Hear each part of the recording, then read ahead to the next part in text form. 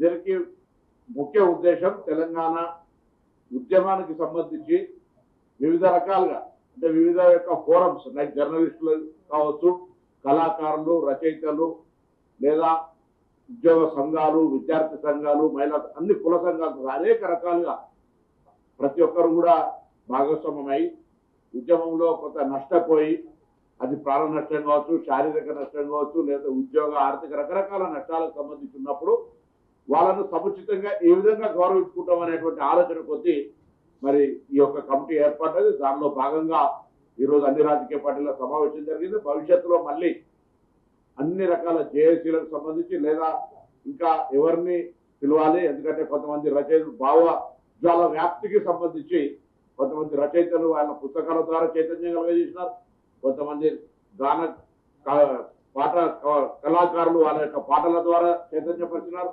ఇలా అనేక రకాలుగా జర్నలిస్టులు వాళ్ళ వ్యాసాల ద్వారా మరి చైతన్యపరిచినారు. ఈ విధంగా ప్రతి ఒక్కరు ఒక్కొక్క భావాన్ని తెలంగాణ సాధనకు సంబంధించిన దానిలో భాగస్వాములైన వాళ్ళందరికీ గుర్తింపు, గౌరవం ఇవ్వడం ఈ కమిటీ ప్రధానమైనటువంటి యొక్క ప్రియాంబుల్. కాబట్టి అందుకు సంబంధించి ఈరోజు అన్ని రాజకీయ పార్టీల సమావేశం జరిగింది.